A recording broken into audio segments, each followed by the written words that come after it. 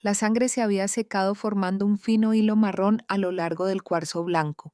La luz de la mañana se filtraba por la ventana, destellando en los fragmentos de vidrio dispersos entre astillas y clavos. Mi taza de café seguía allí, volcada, sin el calor hacía tiempo. El sonido de la perforación resonaba en mi cráneo. No era ruido de combate, sino la lenta muerte de un hogar. Ray gritó algo, con voz áspera y autoritaria. Recuerdo no gritar, solo quedarme quieto, con la mano temblorosa al tocarme la cara. 3 semanas antes todavía creía que mi guerra había terminado. Colorado Springs, 06 en 6 horas. El aire estaba áspero, con el aroma a pino y el ligero olor a asfalto después del amanecer. Bajé la ventanilla, dejando que el frío me rozara la piel. Después de 12 años de servicio había olvidado el sonido del silencio. Sin parloteo de radio ni alarmas, solo el zumbido de la carretera y el suave ritmo de mi pulso. La casa me esperaba al final de la colina, paredes de una sola planta color arena, revestimiento nuevo. Había elegido cada azulejo, cada manija, cada bombilla, limpia, recta, silenciosa. En la esquina del armario de la cocina había grabado una línea con mi cuchillo de campaña. Fortaleza Lawson, mi propio puesto de mando. Allí no había rangos ni órdenes, solo café tranquilo y luz. Salía vapor de la máquina de expreso.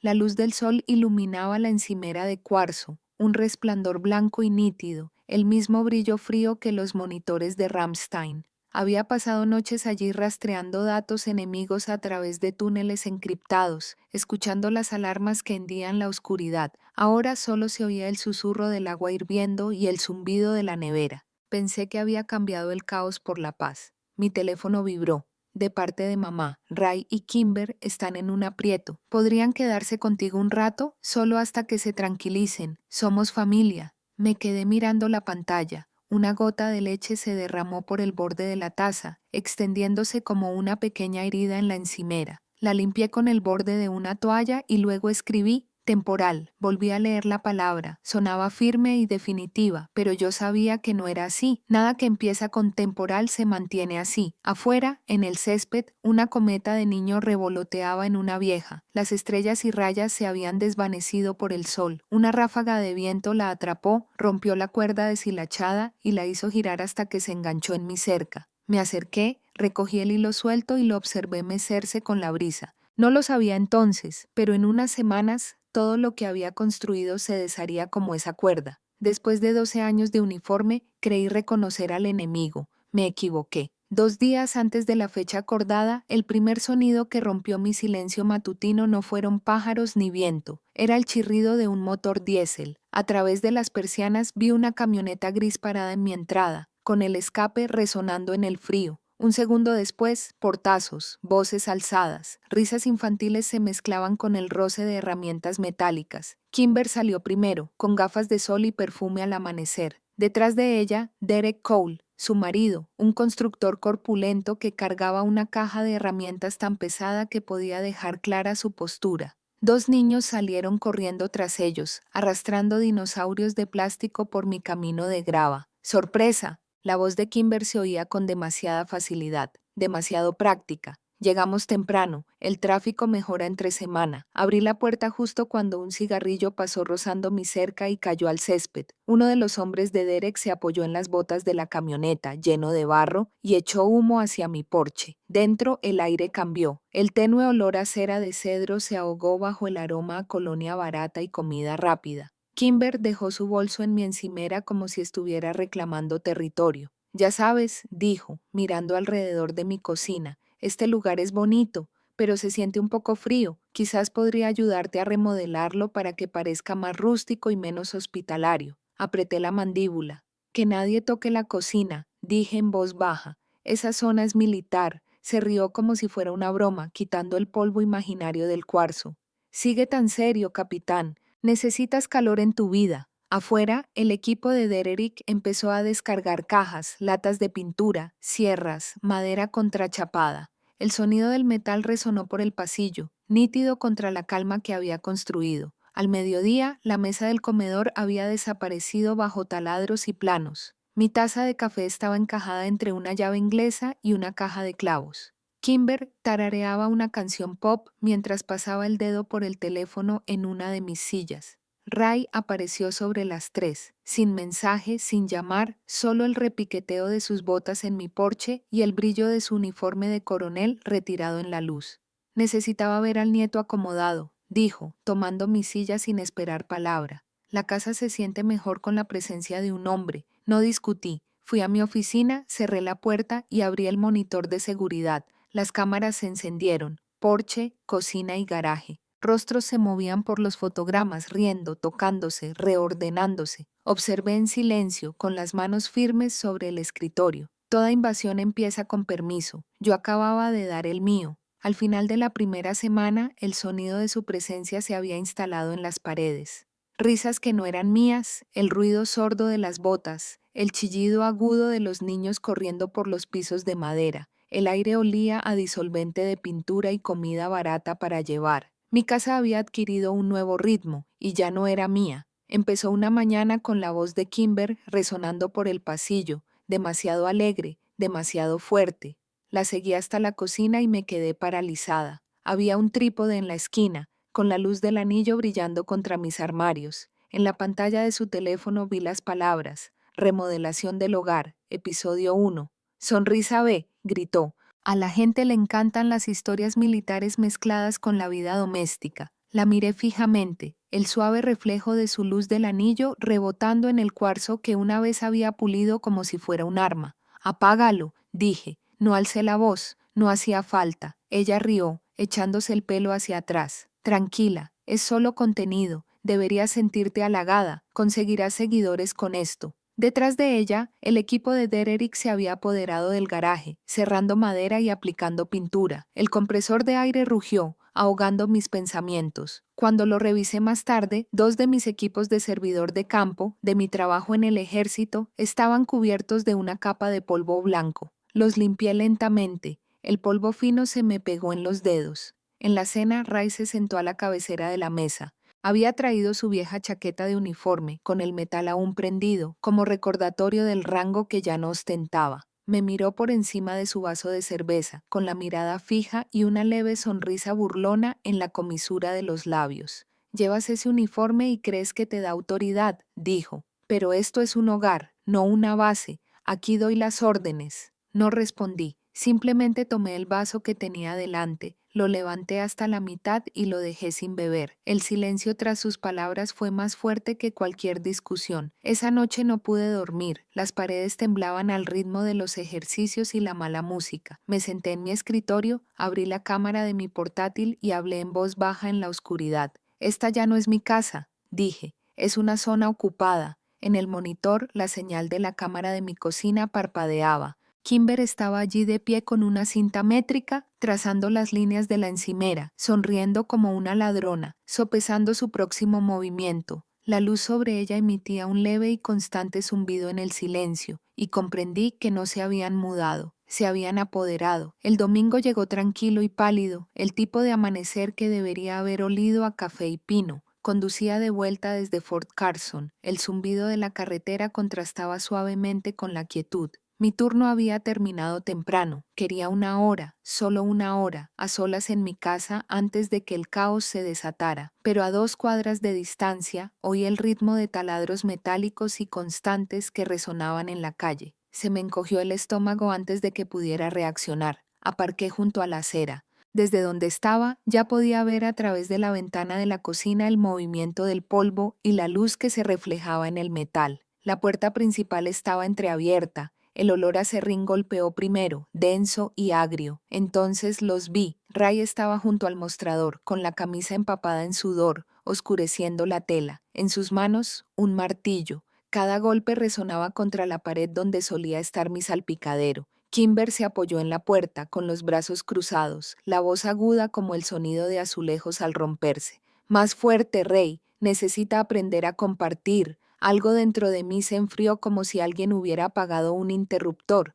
Di un paso adelante. «Alto». Nadie se giró. Alcé la voz. «Basta». Ray miró por encima del hombro, con el martillo aún levantado, los ojos entrecerrados. Un soldado que reconoce un desafío inesperado. «En la base», dijo en voz baja. «Puedes dar órdenes, pero aquí solo eres una mujer testaruda que finge estar al mando. Se movió antes que yo. El golpe afectó años de entrenamiento y aún no lo vi venir. Su puño me impactó en los pómulos y me derribó contra las baldosas. La habitación se volvió borrosa. El polvo flotaba a través de la luz del sol como ceniza. Me zumbaba la cabeza. La sangre goteaba gota a gota, manchando el suelo que había elegido por su blanco perfecto. El ejercicio seguía. Nadie se detuvo. Vi el taco de cuchillos cerca del fregadero. Los mangos de las hojas brillaban bajo las finas líneas plateadas, esperando a que alguien los recogiera. Extendí la mano, no para coger el cuchillo, sino para apoyarme en el borde de la encimera.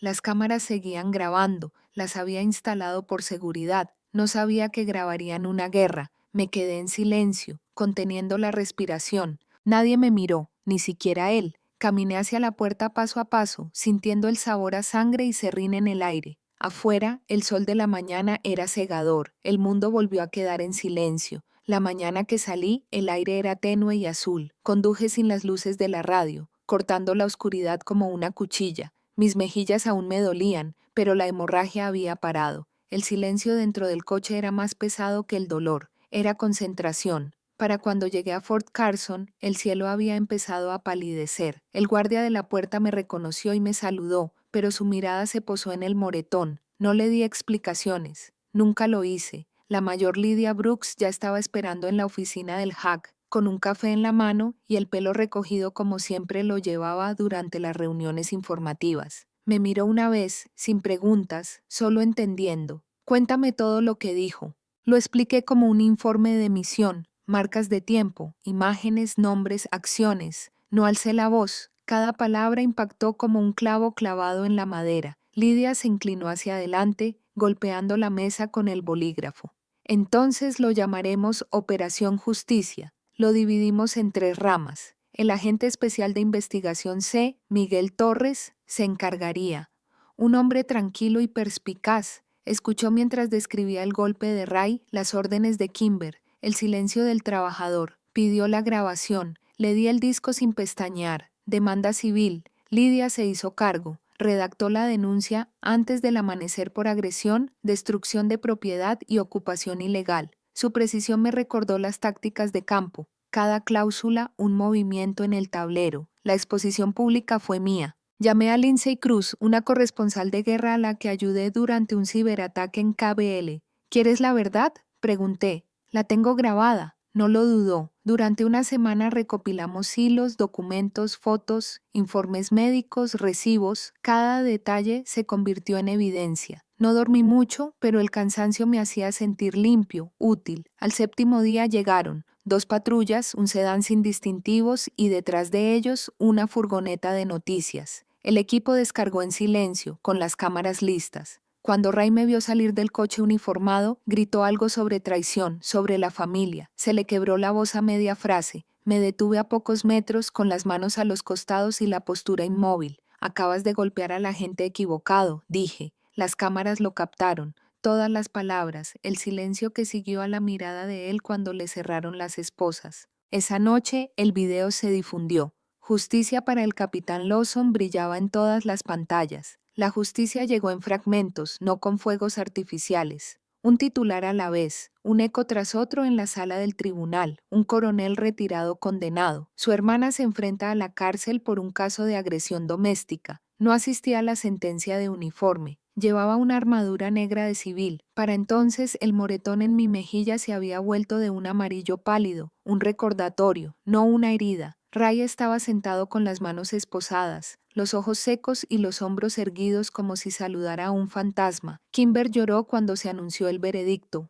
3 años. Ray, 18 meses de prisión. Derek testificó en su contra con la voz temblorosa. Cambió su silencio por una sentencia suspendida. No lo odié por eso. Hay quienes sobreviven rindiéndose. Tras la audiencia, la prensa se reunió afuera. Las cámaras disparaban con ráfagas rítmicas como pequeñas detonaciones. Me detuve en la escalera, con el viento alborotándome el pelo. Un reportero me preguntó si tenía algo que decir. Miré directamente a la lente. He luchado contra amenazas extranjeras durante años, dije. Resulta que las amenazas nacionales duelen más. Los micrófonos se quedaron en silencio. Solo el sonido de las persianas, como el tic-tac de un reloj lejano, llenaba el espacio entre nosotros. Cuando llegué a casa, mi madre me esperaba en el porche. Sus manos temblaban alrededor de un pañuelo doblado. Su rostro se había vuelto más pequeño, como si la verdad lo hubiera esculpido aún más. Sé, susurró, no lo vi venir.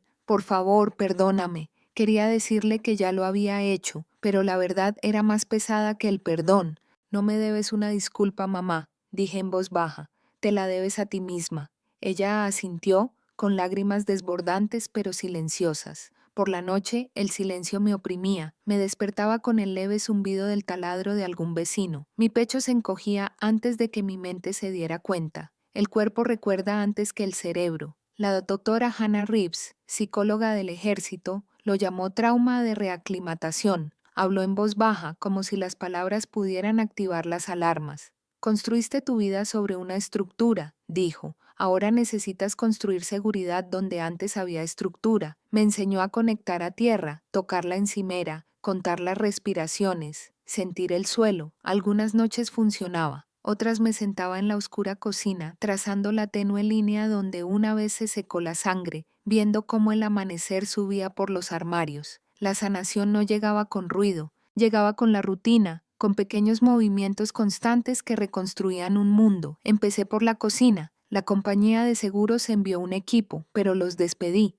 Quería tener en mis manos cada tornillo, cada tabla. Primero fueron los azulejos, luego los gabinetes. El olor a madera fresca llenó la habitación con una pureza nítida, atravesando el recuerdo del polvo y la sangre. La llamé Cocina Fénix, renacida de sus propios escombros. Cada mañana pasaba la palma de la mano sobre el cuarzo nuevo, no para admirarlo, sino para recordarme que era real, sólido, mío. Lidia me visitó una tarde, con el uniforme impecable como siempre. Se apoyó en el mostrador observándome instalar la última bisagra. «¿De verdad que no descansas, verdad?» Sonreí levemente. El descanso se siente demasiado cerca de detenerse. Nos sentamos en silencio, dos soldados fuera de servicio, rodeados por el olor a pintura y aceite de limón. Esa noche no pude dormir. Abrí mi portátil y escribí las primeras palabras de una propuesta. El Fondo Fénix, una iniciativa de recuperación para mujeres veteranas. Pensé en las otras mujeres que habían servido y que habían regresado a casa solo para ser destrozadas por las personas a las que habían luchado por proteger.